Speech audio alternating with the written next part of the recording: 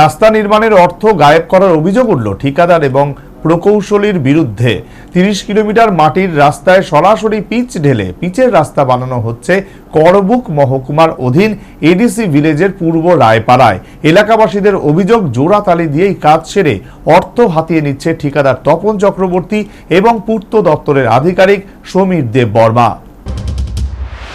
রাজ্যের পরিবহন ব্যবস্থাকে উন্নত করার ক্ষেত্রে বদ্ধপরিকর রাজ্য সরকার। জাতীয় সড়কের পাশাপাশি গ্রামীণ রাস্তাগুলিকে আধুনিকীকরণের প্রক্রিয়া হাতে নিয়েছে সরকার, যার কারণে প্রতিটি পঞ্চায়েত এবং এডিসি ভিলেজের রাস্তার উন্নয়নে জোর দিয়েছে প্রশাসন।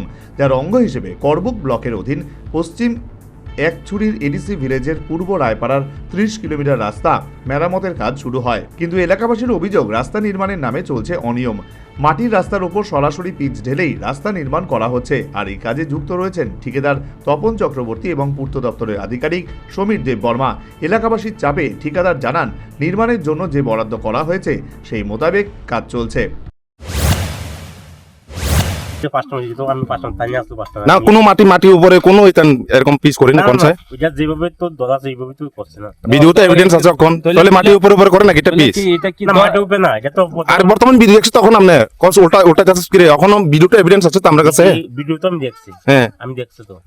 তো কি পাইছি ভিডিও দেখি আপনি? ভিডিওতে দেখছি এটা উঠতে গেছে, ঠিক আছে। কি লাগে উঠবে? উঠছে তো উঠতে এটা একবার না হইতে কি লাগে উঠবে? এটা হাত দিয়ে কিভাবে তোলাম? না আপনি তো কইছেন যেভাবে ধরা আছে সেভাবে কাম দেখবেন। মাটির রাজ্যের সামগ্রিক উন্নয়ন, অগ্রগতি এবং সাফল্যের পরিসংখ্যান তুলে একদিকে রাজ্যের দ্বিতীয় বিজেপি সরকার রবিবার উদযাপন করল তাদের দ্বিতীয় বর্ষপূর্তি, আর অন্যদিকে এলাকাবাসীর ধরিয়ে দিল গ্রামীণ এলাকায় উন্নয়নের নামে দুর্নীতি এবং অর্থ লোপাটের বাস্তব চিত্র। Bureau report, news vanguard.